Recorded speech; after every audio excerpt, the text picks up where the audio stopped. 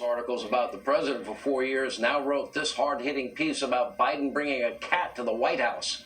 Wow, important news. See with reaction. Former White House press secretary Sarah Sanders, Fox News. What a joke. You know, Sarah, you lived through the Russian media daily lies based on the Russian disinformation dossier, based on, that was the basis of the FISA warrants.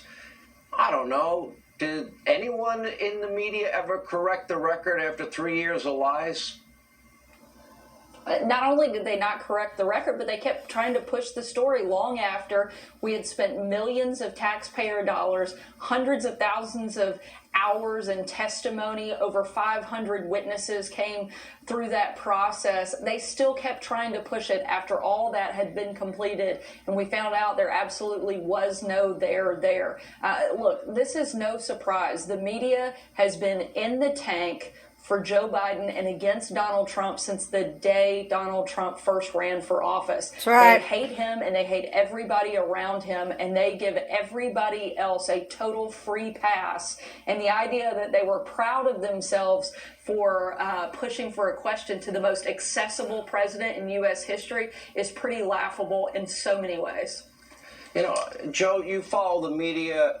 The double standard has never been this bad. You know, I go back and I said, well, we're independent on this show. I don't have any management vetting this show. We do our job.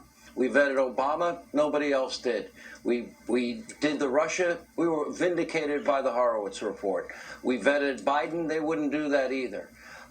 We went into the Biden family corruption. They wouldn't do it. You know, so this is independent. We do our things different here. If you ask a question about voter irregularity, conspiracy theory, but from the same people that did it for 3 years. Yeah.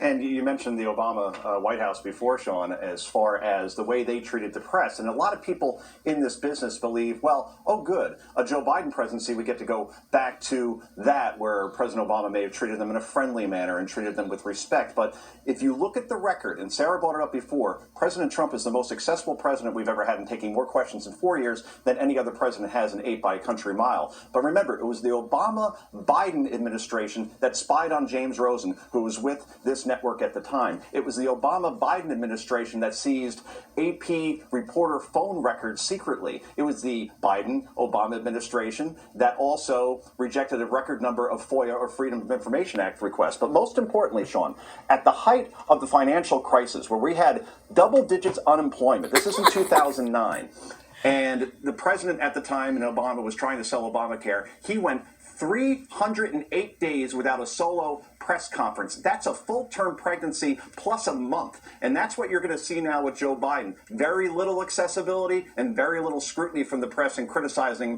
for not giving them that accessibility, Sean. I want to see one thing play out, and thank you both. I want to see play out. We know Joe's weak. We know he's frail. We know he's been struggling cognitively. I'm guessing we probably won't see a lot of him.